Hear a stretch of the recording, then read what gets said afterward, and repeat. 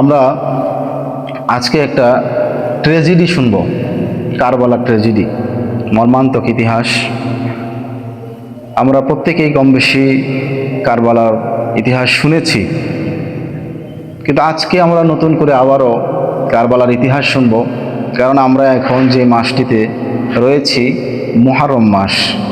আমাদের কিন্তু জীবন থেকে একটি বছর চলে গিয়েছে, আমরা বর্তমান মুহররম মাসে রয়েছি। তো এই মাসের একটা তারিখ 10 মুহররম, যেটাকে ইয়াউমুল আশুরা বলা হয়। এই আশুরার দিনে এক মর্মান্তিক একটি ঘটনা ঘটেছে। সেই ঘটনাটাকে আপনাদেরকে আমি শোনাবো ইনশাআল্লাহ। কারবালার ঘটনা, আমরা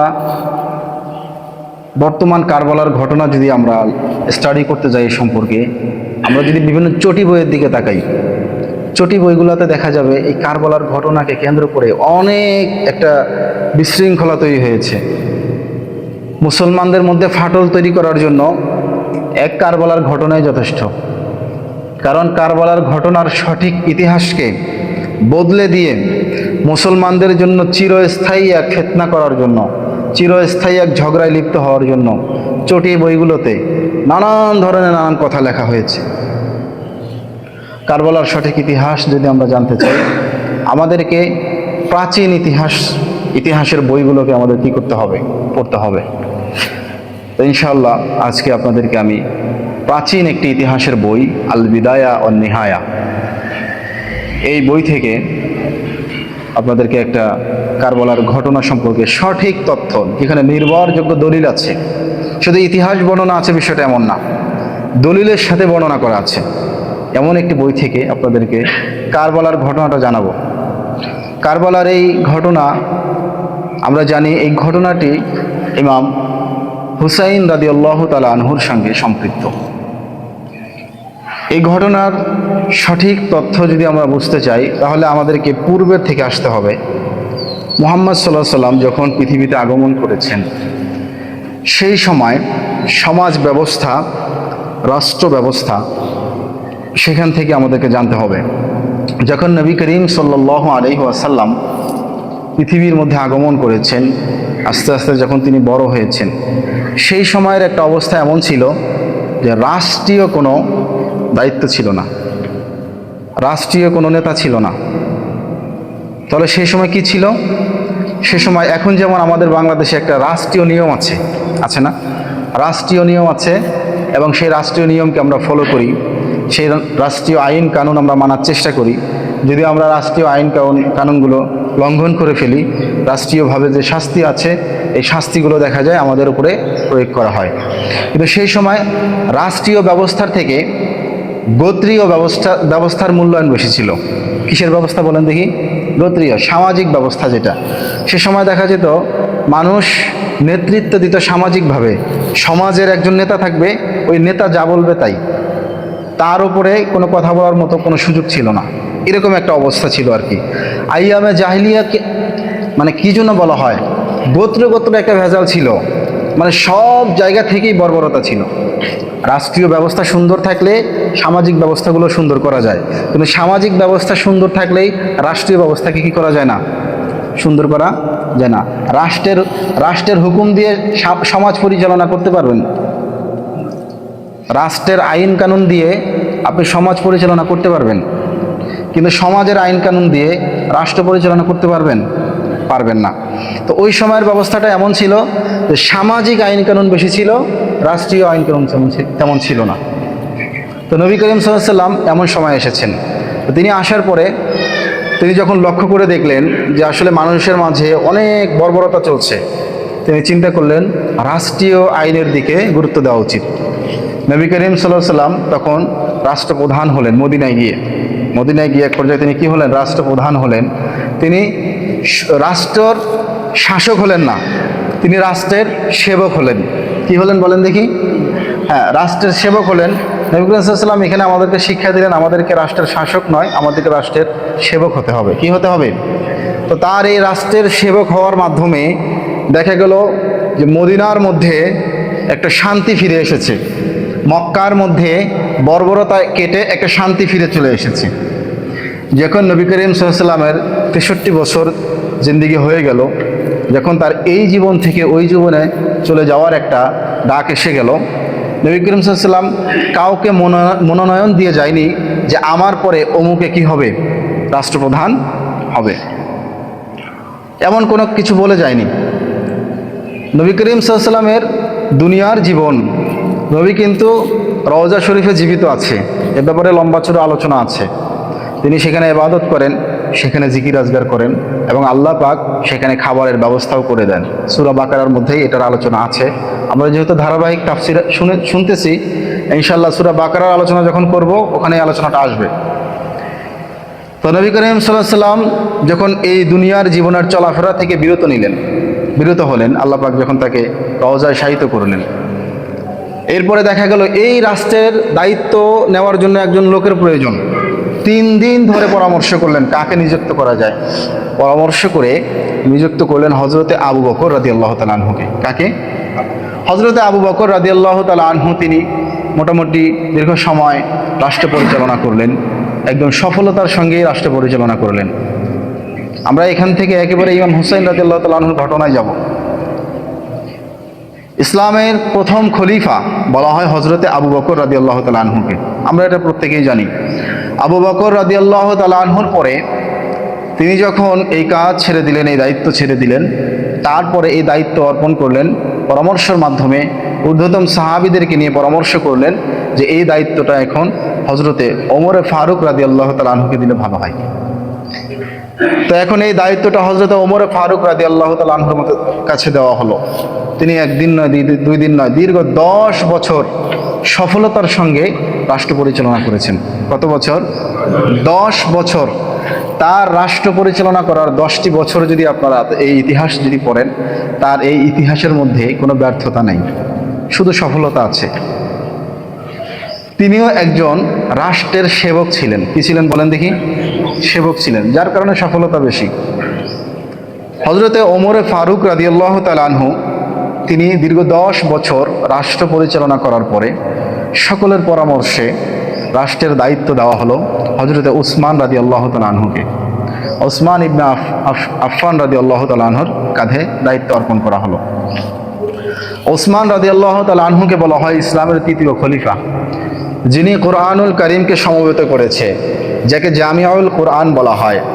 আমাদের এই কোরআন, আমরা বর্তমান যে ভলিউমটা আমরা পড়ছি, এই কোরআনের 2য় সংস্করণ করেছে হযরতে উসমান রাদিয়াল্লাহু তাআলা আনহু। কারণ এই কোরআন আগে ছিল গাছে লেখা, হাড্ডিতে লেখা, পাতায় লেখা ইত্যাদি, চামড়ায় লেখা।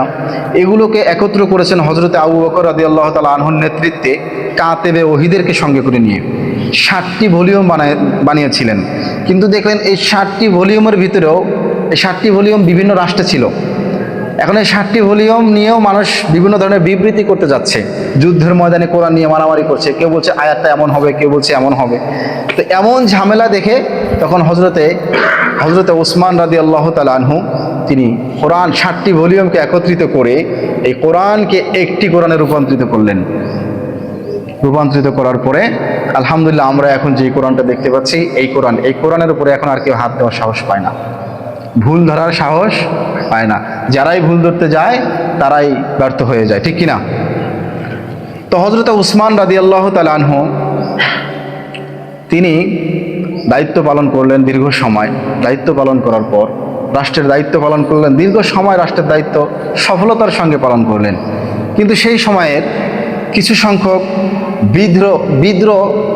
বিদ্রোহ করে এরকম কিছু লোক ওসমান রাদিয়াল্লাহু তাআলা আনহুর বিপক্ষে দাঁড়িয়ে গেলেন। ওসমান রাদিয়াল্লাহু তাআলা আনহুর বিপক্ষে দাঁড়িয়ে গেলেন। আর এই বিদ্রোহ করার লোকগুলোর ভিতরে বেশিরভাগ লোক হচ্ছে ওসমান রাদিয়াল্লাহু তাআলা আনহু।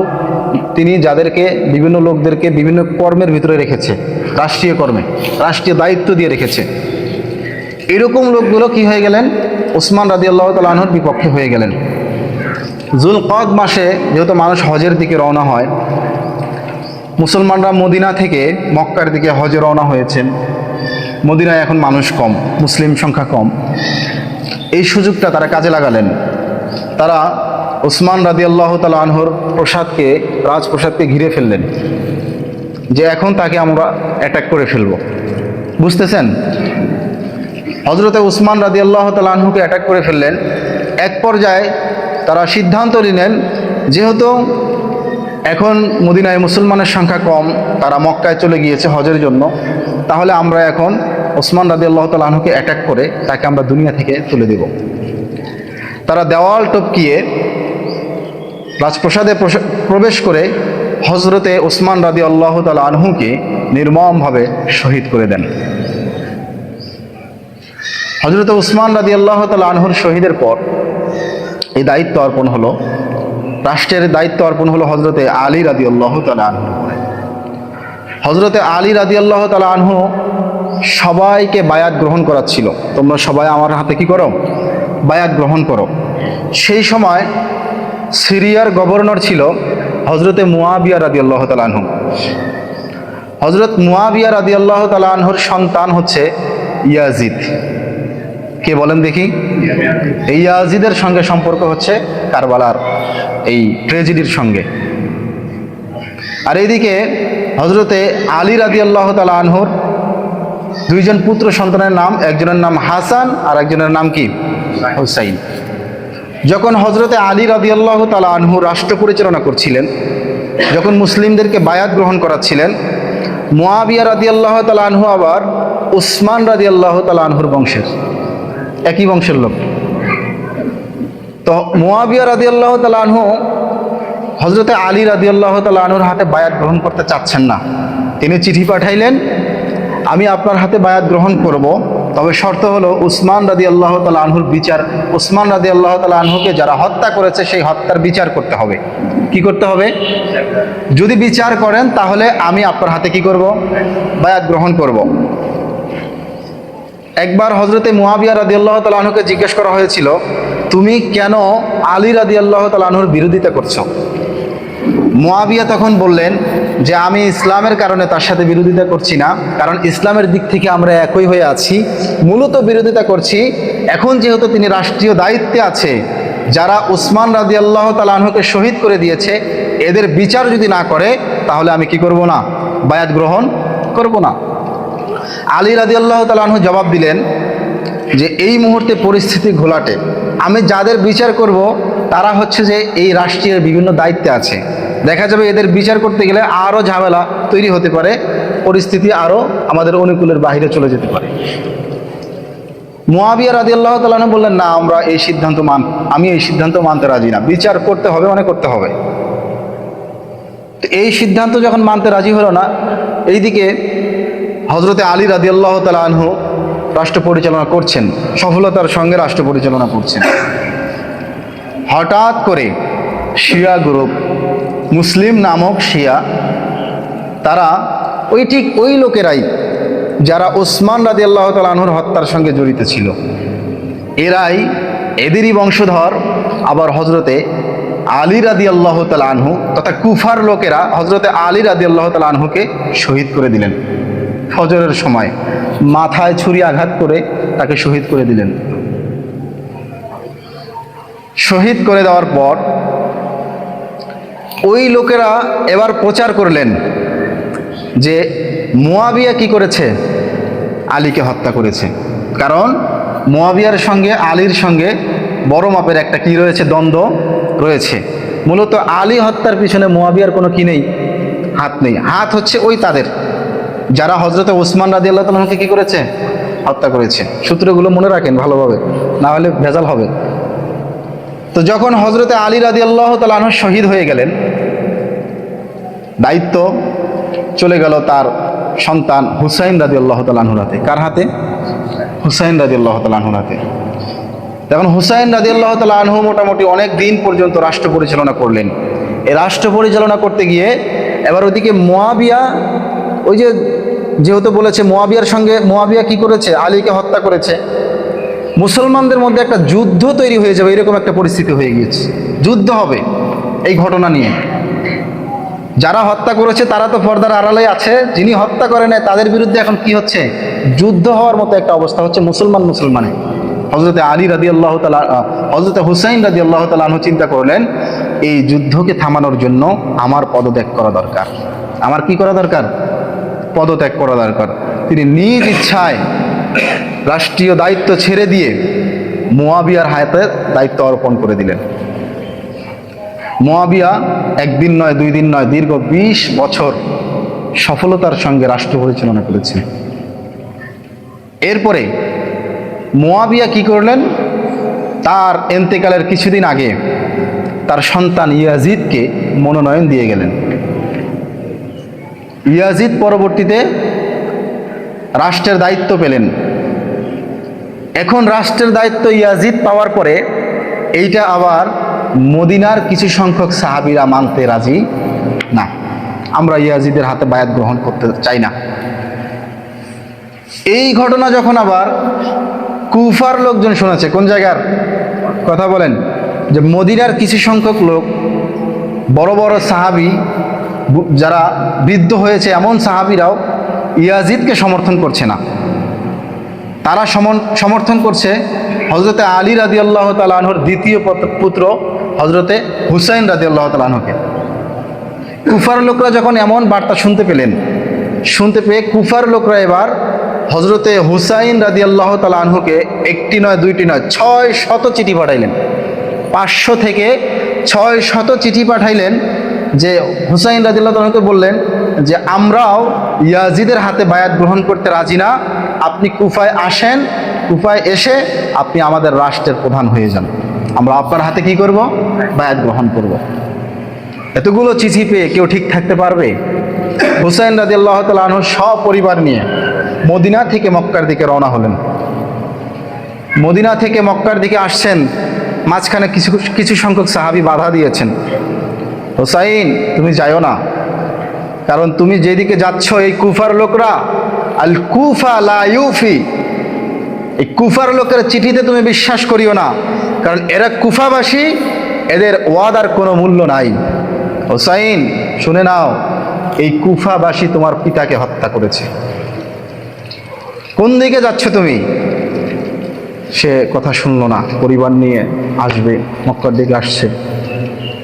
আর এক সাহাবী বলছে, বর্ণনা করেছে এভাবে, শুধু যদি সমাজের লোক আমাকে খারাপ না বলতো, আমি কুফার লোককে এত কাছে থেকে চিনি যে এরা কতটা গাদ্দার, মক্কার লোকরা মদিনার লোকরা যদি আমাকে খারাপ না বলতো, আমি হুসাইনকে ঘাড় ধরে রেখে দিতাম, আমি যেতে দিতাম না, তাকে পাঞ্জা করে ধরতাম, তুমি ওইদিকে যাও না, ওরা তোমাকে যে ওয়াদা দিয়েছে এই ওয়াদা তারা রাখবে না।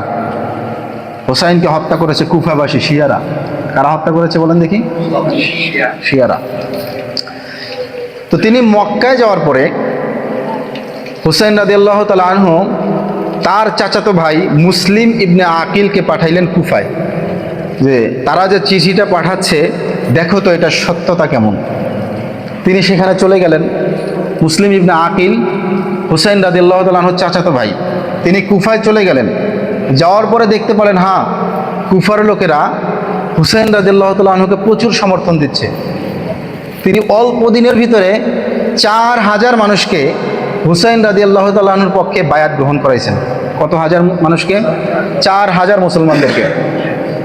এখন এই খবর আবার ইয়াজিদের কানে চলে গিয়েছে। কার কানে? ইয়াজিদ আবার কি করলেন?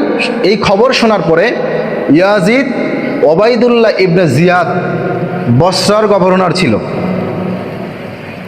এই বসরার ওবাইদুল্লাহ ইবনে জিয়াদকে কুফায় পাঠালেন, যাও তুমি সেখানে গিয়ে দায়িত্ব পালন করো,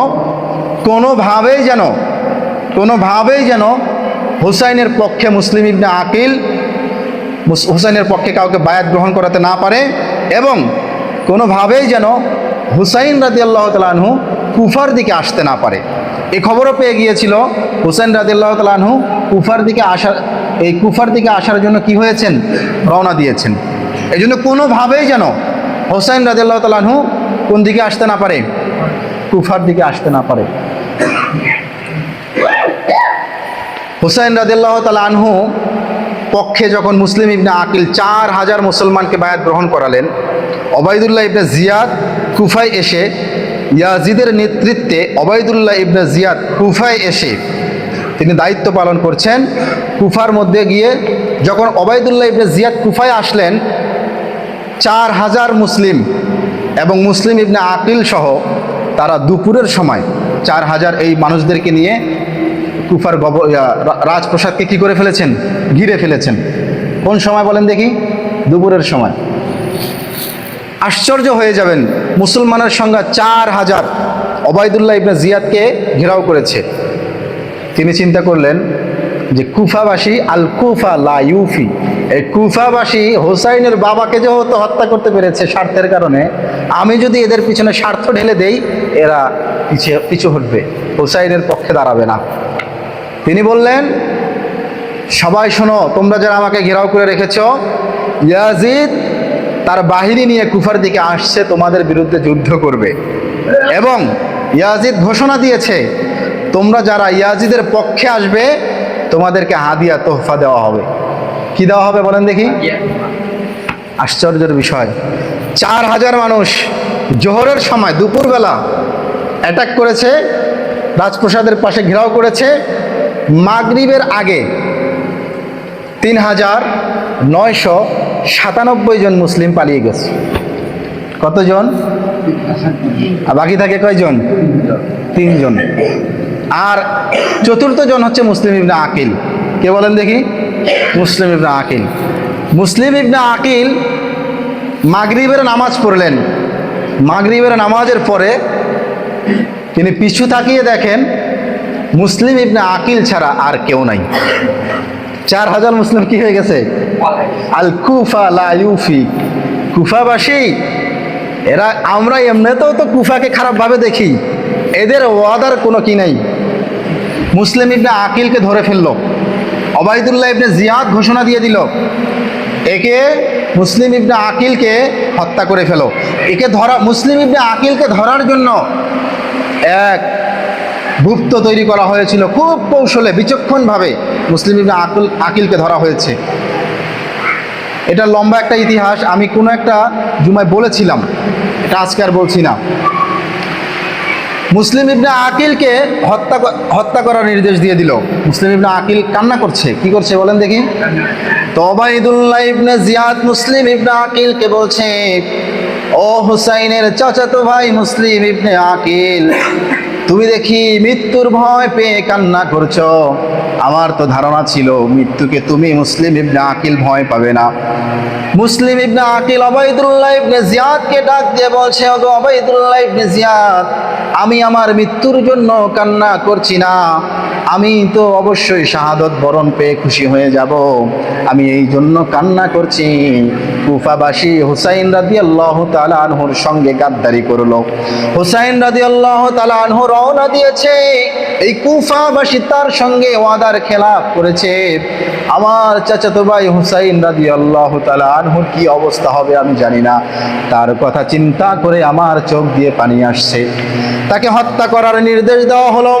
মুসলিম ইবনে আকিল বললেন, ওগো ওবায়দুল্লাহ, আমার একটা আবদার রাখেন, আমি একটা চিঠি প্রেরণ করতে চাই হুসাইন রাদিয়াল্লাহু তাআলা আনহুর কাছে। চিঠিটাকে হুসাইনের কাছে পৌঁছে দিও। চিঠি লিখলেন, চিঠিটাকে প্রেরণ করে দিলেন। অন্যদিকে মুসলিম ইবনে আকিলকে শহীদ করা হলো। আর চিঠি যেতেও তো সময় লাগে কি না? হুসাইন রাদিয়াল্লাহু তাআলা আনহু রওনা হয়েছে, তার পরিবার নিয়ে রওনা হয়েছে। তিনি তো যুদ্ধ করার জন্য রওনা হয় নাই, তিনি কুফার দিকে আসার জন্য রওনা হয়েছে। মাঝপথে চিঠি পেয়ে গেলেন। মাঝপথে চিঠি পাইলেন, কুফাবাসী আপনার সঙ্গে গাদ্দারি করেছে, কেউ আপনার হাতে আর বায়াত গ্রহণ করবে না, আপনি ফিরে চলে যান। তখন হুসাইন রাদিয়াল্লাহু তাআলা আনহু শিমারকে জানাইলেন। শিমার নামক এক গাদ্দার হুসাইন রাদিয়াল্লাহু তাআলা আনহুকে পাকড়াও করে ফেলেছে। তাকে বললেন, আমি কুফায় আর যেতে চাই না, যেহেতু কুফার মানুষ আমাকে আর গ্রহণ করতে চাচ্ছে না, কুফায় যাব না। আমাকে তোমরা একটা কাজ করো, কোনো সীমান্তর দিকে ছেড়ে দাও, আমি সেই দিকে চলে যাই। অথবা তোমরা আরেকটি কাজ করো, আমাকে ইয়াজিদের কাছে যেতে যাও, আমি ইয়াজিদের সঙ্গে কিছু কথা বলি। তোমরা আমার সঙ্গে মারামারি করিও না, আমি যুদ্ধ করার জন্য এখানে আসি নাই, কারবালার ময়দানে যুদ্ধ করার জন্য আমি আসি নাই। তোমরা আমাকে ইয়াজিদের কাছে যেতে দাও, তার সঙ্গে আমি কথা বলতে চাই। অথবা তোমরা আমাকে কোনো সীমান্তর দিকে ছেড়ে দাও, আমি সেই দিকে চলে যেতে চাই। শিমার সে ওবায়দুল্লাহ ইবনে জিয়াদকে গিয়ে সে কথা জানাইল। ওবাইদুল্লাহ ইবনে জিয়াদ সম্মতি জানালো, ঠিক আছে হুসাইন রাদিয়াল্লাহু তাআলা আনহুকে ইয়াজিদের কাছে পাঠিয়ে দাও, সেখানে যাক। কিন্তু সীমার বলল, গো ওবাইদুল্লাহ ইবনে জিয়াদ, আপনি কি বোকা নাকি? আপনি কেন এই হাতছাড়া করছেন, এই সুযোগের হাতছাড়া করছেন? আপনি যদি এই সুযোগকে হাতছাড়া করে দেন, আপনার কখনো মান সম্মান পদোন্নতি এটা বাড়বে না। আপনি যদি হুসাইনকে শহীদ করে দিতে পারেন, আপনাকে বাহবা জানিয়ে আপনার মর্যাদা আরো বাড়িয়ে দেওয়া হবে। এই কথা শোনার পরে সীমার চলে গেল আবার কারবালার প্রান্তরে। হুসাইন রাদিয়াল্লাহু তাআলা আনহুকে অ্যাটাক করে ফেললেন। হুসাইন রাদিয়াল্লাহু তাআলা আনহুর পরিবারকে আস্তে আস্তে মারতে লাগলেন। পরিবারের সকলকে শহীদ করে দেওয়া হলো ইল্লা কয়েকজন ছাড়া। হুসাইন রাদিয়াল্লাহু তাআলা আনহুকে কি করবে, এই ব্যাপারে সবার ভিতরে একটা মতানৈক্য তৈরি হয়ে গেল। কারো হাতে তরবারি তুলে দিচ্ছে, যাও তুমি হুসাইনকে মারো। সে তরবারি হাতে নিয়ে হুসাইনকে মারতে যায়, আবার ব্যাগ চলে আসে। তিনি বলে, আমি হুসাইনকে মারতে পারবো না। নবী করিম সাল্লাল্লাহু আলাইহি ওয়াসাল্লাম হুসাইনের কাঁধের মধ্যে বারবার চুমু খেয়েছে, আমি দেখেছি। নবী করিম সাল্লাল্লাহু আলাইহি ওয়াসাল্লাম হুসাইন রাদিয়াল্লাহু তাআলা আনহুর গর্দানে বারবার চুমু খেয়েছে। আজ আমি এই তরবারিকে নিয়ে হুসাইনের গর্দানে লাগাইতে পারবো না। কেউ যেতে চায় না, হুসাইনকে শহীদ করে দিবে, কেউ যেতে চায় না। এইদিকে সীমার বলছে, তোমরা কেউ যদি না যাও, তরবারি আমার হাতে দাও, আমি তাকে শহীদ করে দুনিয়া থেকে বিদায় করে দেব। এই পাষাণ গাদ্দার সীমার তরবারি হাতে নিয়ে হুসাইন রাদিয়াল্লাহু তাআলা আনহুকে প্রথমে একটা আঘাত করলেন, মাথার মধ্যে আঘাত করলেন। হুসাইন রাদিয়াল্লাহু তাআলা আনহুর মাথা টপকে টপকে, এভাবে গাল টপকে টপকে, দাড়ি টপকে টপকে রক্ত পড়ছে। সীমার ক্ষান্ত হলেন না। হুসাইন রাদিয়াল্লাহু তাআলা আনহুর কাঁধের মধ্যে তরবারি চালিয়ে দিলেন। কাঁধের মধ্যে তরবারি চালিয়ে দিয়ে হুসাইন রাদিয়াল্লাহু তাআলা আনহুর গর্দানটা এই দেহ থেকে আলাদা করে ফেললেন। আল্লাহু আকবার! কত বড় সীমার, কিভাবে মারতে পারে! কত মানুষ বুঝাইলো তাকে মারিও না, হুসাইনকে মারিও না। নবীজি বারবার তার মাথায় চুমু খেয়েছে, ঠোঁটে চুমু খেয়েছে, কপালে চুমু খেয়েছে। আর হাদিসের মধ্যে পাওয়া যায় হুসাইন রাদিয়াল্লাহু তাআলা আনহুর চেহারার গঠন কেমন ছিল। হাদিসের মধ্যে পাওয়া যায় আল্লাহর নবীর চেহারা যেমন ছিল, আমার হুসাইনের চেহারার গঠনটা তেমন ছিল। হুসাইন রাদিয়াল্লাহু তাআলা আনহুকে দেখে সাহাবীরা প্রশান্ত লাভ করত, কারণ তারা ভাবতো আমরা রাসূলকে দেখছি, কারণ রাসূলের চেহারা আর হুসাইনের চেহারা অবিকল। আল্লাহু আকবার! এই সীমার গাদ্দার তিনি হুসাইনের কল্লাকে আলাদা করে দিলেন, আবার এই কল্লাকে নিয়ে চলে গেলেন ওবাইদুল্লাহ ইবনে জিয়াদের কাছে উপস্থিত করলেন। ওবাইদুল্লাহ ইবনে জিয়াদ এভাবে বসে হাতের মধ্যে একটা লাঠি নিলেন। লাঠি নিয়ে ওবাইদুল্লাহ ইবনে জিয়াদ এইভাবে হুসাইন রাদিয়াল্লাহু তাআলা আনহুর নাকের মধ্যে এইভাবে লাঠি দিয়ে ঘুরিয়ে ঘুরিয়ে দেখছে। কখনো নাকের লাঠি দেয়, লাঠি দিয়ে এইভাবে লাড়িয়ে চাড়িয়ে দেখে, আবার কখনো মুখের মধ্যে লাঠি দিয়ে এইভাবে লাড়িয়ে চাড়িয়ে দেখে। সেখানেই ছিল ইবনে আব্বাস রাদিয়াল্লাহু তাআলা আনহু। ইবনে আব্বাস রাদিয়াল্লাহু তাআলা আনহু বলছেন, ওগো ওবাইদ ইবনে জিয়াদ, আপনি ক্ষান্ত হন, আপনি দাঁড়িয়ে যান। আর যদি একবার হুসাইনের নাকের মধ্যে আপনি এভাবে লাঠি দিয়ে আঘাত করেন, আমি ইবনে আব্বাস কিন্তু বিরত থাকবে না, আমি ইবনে আব্বাস কিন্তু বসে থাকবো না, তোমাকে আমি হত্যা করব। তখন ওবাইদুল্লাহ বলল, কি জন্য তুমি এই কাজ করবে? তখন বলল ইবনে আব্বাস রাদিয়াল্লাহু তাআলা আনহু বলল, আমি নবীকে বারবার দেখেছি, আল্লাহর নবীকে আমি বারবার দেখেছি। হুসাইন রাদিয়াল্লাহু তাআলা আনহুর নাকের মধ্যে বারবার চুমু খেয়েছে, ঠোঁটের মধ্যে চুমু খেয়েছে, কানের মধ্যে চুমু খেয়েছে, মাথার মধ্যে চুমু খেয়েছে। আজ হুসাইনের গর্দানটা আলাদা হয়ে গিয়েছে।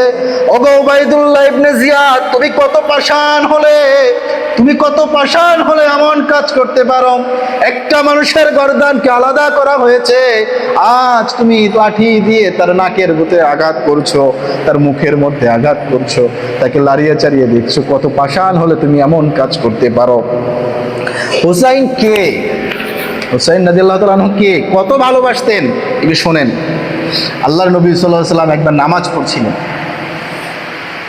নবী করিম সাল্লাল্লাহু আলাইহি ওয়াসাল্লাম নামাজ পড়ছিলেন, পিছনে সাহাবীরাও নামাজ পড়ছিলেন। নবী করিম সাল্লাল্লাহু আলাইহি ওয়াসাল্লাম সিজদায় চলে গিয়েছেন, সাহাবীরাও সিজদায় চলে গিয়েছেন। সাহাবীরা লক্ষ্য করে দেখছেন নবীজি সাল্লাল্লাহু আলাইহি ওয়াসাল্লাম সিজদা থেকে উঠছেন না। কেন সিজদা থেকে উঠছেন না? অনেক সাহাবীর মধ্যে একটা সন্দেহ তৈরি হয়ে গেল, নবীজি কি দুনিয়ার জীবন থেকে চলে গেলেন নাকি? ঘটনা কি? সিজদা থেকে ওঠে না কেন? একজন সাহাবী এভাবে মাথা উঠালেন সিজদা থেকে। মাথা উঠানোর পরে তিনি লক্ষ্য করে দেখলেন হুসাইন রাদিয়াল্লাহু তাআলা আনহু তার নানা নবী করিম সাল্লাল্লাহু আলাইহি ওয়াসাল্লামের কাঁধের উপরে উঠে এইভাবে কি করতেছে? ধরে আছে। বাচ্চারা খেলা করে না? হুসাইন রাদিয়াল্লাহু তাআলা আনহু নবীকে এইভাবে ধরেছেন। নবী করিম সাল্লাল্লাহু আলাইহি ওয়াসাল্লাম সিজদার মধ্যে রয়েছে। নবী করিম সাল্লাল্লাহু আলাইহি ওয়াসাল্লাম সিজদা থেকে উঠতে গেলে তার নাতি পড়ে যেতে পারে, আঘাত পেতে পারে। এই জন্য আল্লাহর নবী সাল্লাল্লাহু আলাইহি ওয়াসাল্লাম সিজদা থেকে উঠছে না। সাহাবী এবার একজন সাহাবী নামাজ বাদ দিয়ে তার নাতিকে একটু পিঠ থেকে নামাতে যাবে। সাহাবী উঠে গেলেন। যখন কেউ সিজদায় চলে যায়, সিজদায় থেকেও কিন্তু ডানে বামে কিছুটা লক্ষ্য করলে দেখা যায় কি না? সিজদায় যদি থাকেন, আপনার হাত যদি সিজদায় যেভাবে দেওয়া হয়, আপনি দেখবেন যে ডানে এবং বামে কিছু মুসল্লিকে দেখা যায় কি যায় না? তো হুসাইন আল্লাহর নবী সাল্লাল্লাহু আলাইহি ওয়াসাল্লাম লক্ষ্য করলেন যে একজন সাহাবী উঠে আসতেছেন, কাকে নামাবেন? আল্লাহর নবী সাল্লাল্লাহু আলাইহি ওয়াসাল্লাম নামাজের মধ্যেই হাত একটা তুলে এভাবে ইশারা করলেন, না না না, হুসাইনকে আমার পিঠ থেকে নামাইও না, হুসাইনকে আমার পিঠ থেকে নামাইও না। আল্লাহর নবী বলেছে হুসাইন হলো আমি, আর আমি হলো হুসাইন। এত ভালোবাসতেন। আল্লাহু আকবার। এই হুসাইন রাদিয়াল্লাহু তাআলা আনহুকে দুনিয়ার বুক থেকে শহীদ করে দিয়েছে। হুসাইন রাদিয়াল্লাহু তাআলা আনহু সম্পর্কে আল্লাহর নবী ইতিহাস বলে গিয়েছিলেন, আল্লাহর নবী ভবিষ্যৎবাণী করে দিয়ে গিয়েছিলেন। একদিন নবী করিম সাল্লাল্লাহু আলাইহি ওয়াসাল্লাম নিজের রুমের মধ্যে ছিলেন, নিজের কক্ষের মধ্যে ছিলেন। হঠাৎ করে এই যে বৃষ্টি বর্ষণ করায় এই ফেরেশতা চলে আসলেন। হযরতে মিকাইল আলাইহিস সালাতু ওয়াস সালাম নবী করিম সাল্লাল্লাহু আলাইহি ওয়াসাল্লামকে সালাম জানাইলেন। সালাম জানানোর পরে বললেন, আমাকে কি ঘরের মধ্যে প্রবেশের অনুমতি দিবেন? আল্লাহর নবী সাল্লাল্লাহু আলাইহি ওয়াসাল্লাম মিকাইলকে ঘরের মধ্যে প্রবেশের অনুমতি দিলেন। হযরতে মিকাইল আলাইহিস সালাতু ওয়াস সালাম বারবার দরজার দিকে তাকায় আর বলে, ওগো নবী, আপনি দরজাটাকে বন্ধ করে দেন, আমি আপনার সঙ্গে কথা বলবো। এই কথাগুলো কোনো মানুষ যেন শুনতে না পায়। এই দরজা বন্ধ করবে। হঠাৎ করে হুসাইন রাদিয়াল্লাহু তাআলা আনহু কক্ষের মধ্যে প্রবেশ করে গিয়েছে। দৌড় দিয়ে তার নানার কোলের মধ্যে উঠে পড়ে বসেছে। এবার মিকাইল আলাইহিস সালাতু ওয়াস সালাম নবী করিম সাল্লাল্লাহু আলাইহি ওয়াসাল্লামকে জিজ্ঞাসা করলেন, ওগো আল্লাহর নবী, আপনার কোলে যিনি বসে পড়েছেন তাকে আপনি কতটা ভালোবাসেন? আল্লাহর নবী সাল্লাল্লাহু আলাইহি ওয়াসাল্লাম বললেন, আমি তাকে এতটা ভালোবাসি, কেউ যদি হুসাইনকে ভালোবাসে সে যেন আমি নবীকে ভালোবাসলো। আল্লাহু আকবার। কেউ যদি হুসাইনকে ভালোবাসে সে যেন আমি নবীকেই ভালোবাসলো। তাহলে বুঝেন কি পরিমাণ ভালোবাসতো। আল্লাহর নবী সাল্লাল্লাহু আলাইহি ওয়াসাল্লামকে মিকাইল বলছে, আপনাকে একটা ভবিষ্যৎবাণী জানিয়ে দেই, আপনার এই নাতি, আপনার এই আদরের নাতিকে নামধারী মুসলমানরাই হত্যা করবে, শহীদ করে দিবে। কোন জায়গায় শহীদ করে দিবে সেই জায়গার কথা উল্লেখ করেছেন। কারবালার প্রান্তরে আপনার নাতিকে শহীদ করে দেওয়া হবে। হুসাইন রাদিয়াল্লাহু তাআলা আনহু তিনি বুঝতে পারে নাই যে কুফাবাসী এরা খুবই গাদ্দার। এজন্য সময় মোটামুটি হয়ে গিয়েছে, আলোচনা আর লম্বা করব না। হুসাইন রাদিয়াল্লাহু তাআলা আনহু কি নিজ ইচ্ছায় কুফায় গিয়েছে, যেতে রওনা হয়েছে, নাকি তাকে আহ্বান করা হয়েছে? হুসাইন রাদিয়াল্লাহু তাআলার এই ঘটনা থেকে আবার শিক্ষা আছে। বাতিলের কাছে হযরতে হুসাইন রাদিয়াল্লাহু তাআলা আনহু মাথা নত করে নাই। এই জন্য কবি বলেছেন, মুঝে কুফা ওয়ালো মুসাফির না সমঝো, मैं आया नहीं हो बुलाया गया हो। ও কুফা কুফাবাসী, তোমরা শুনে নাও, আমাকে মুসাফির ভেবো না, আমি এমনি এমনি কুফায় আসতে চাই নাই, আমাকে আহ্বান করা হয়েছে, এই জন্যই আমি আসতে চেয়েছি। কিন্তু তোমরা আমাকে কি করলে? আমার সঙ্গে গাদ্দারি করলে।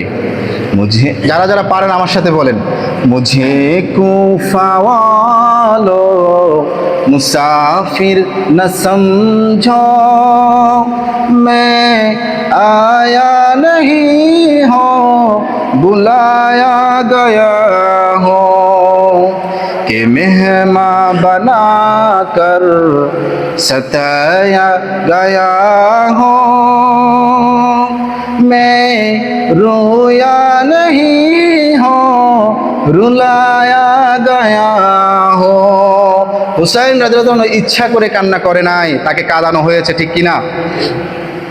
অতএব আমি এই কথা আপনাদেরকে স্পষ্ট ভাষায় বলতে চাই, যদিও ইয়াজিদ সরাসরি ওবায়দুল্লাহ ইবনে জিয়াদকে বলে নাই হুসাইনকে হত্যা করিও, কিন্তু ওবায়দুল্লাহ ইবনে জিয়াদ যেহেতু হত্যা করেছে, এই জিয়াদ, অসভ্য জিয়াদ, ইয়াজিদ, এরা কোনো হত্যাকারীর বিচার করে নাই। যেহেতু কোনো হত্যাকারীর বিচার করে নাই, তাহলে এই ইয়াজিদ হত্যার নির্দেশ না দিলেও তিনি হত্যা করেছেন, ঠিক কিনা? ঠিক কিনা বলেন দেখি। অতএব ইয়াজিদের সাথে যার ভালোবাসা থাকবে, ইয়াজিদের সঙ্গে যার সম্পর্ক থাকবে, ও সকল লোকের সঙ্গে আমাদের কোনো সম্পর্ক নেই। এই শিয়ারা হযরত হুসাইন রাদিয়াল্লাহু তাআলা আনহুকে শহীদ করে দেওয়ার পরে এরাই আবার মাতম করে। 10 মুহররম আসলে দেখবেন এরাই তাজিয়া মিছিল করে, খালি পায়ে হাঁটে, শরীরকে রক্তে রঞ্জিত করে, হায় হুসাইন বলে উন্মাদনা তৈরি করে। মূলত তারাই হত্যা করেছে, আবার তারাই কি করতেছে? গান গাচ্ছে। যাদের সম্পর্ক এই ইয়াজিদের সঙ্গে, যাদের সম্পর্ক এই ইয়াজিদি মুসলমানদের সঙ্গে, আমাদের সম্পর্ক তাদের সঙ্গে হতে পারে? যা কিছু আলোচনা করলাম, যে ইতিহাস আপনাদেরকে শোনাইলাম, এই ইতিহাসের বাহিরে বিভিন্ন চটি বইয়ের বিভিন্ন ইতিহাস আপনারা শুনবেন, যেগুলোর লেখক আছে অনেক শিয়া। এরা বিভিন্নভাবে এই ঘটনাকে বিভিন্নভাবে বর্ণনা করে আমাদের মুসলমানদের সঙ্গে বিভাদ তৈরি করার চেষ্টা করে। অতএব আজ আপনাদেরকে আমি যেই ঘটনা শুনিয়েছি, এটা প্রাচীন ইতিহাসের কিতাব থেকে শুনিয়েছি। এগুলো প্রত্যেকটা কথার ব্যাপারে রেফারেন্স আছে। অতএব এই ইতিহাসকে মানবেন। এই ইতিহাসের বাইরে যদি কোনো ইতিহাস শোনেন, দেখেন যদি এটাকে উল্টাপাল্টা মনে হচ্ছে, মুসলমানদের মধ্যে তফাৎ তৈরি হচ্ছে, তাহলে ওই ইতিহাসকে ডাস্টবিনে ছুঁড়ে ফেলবেন।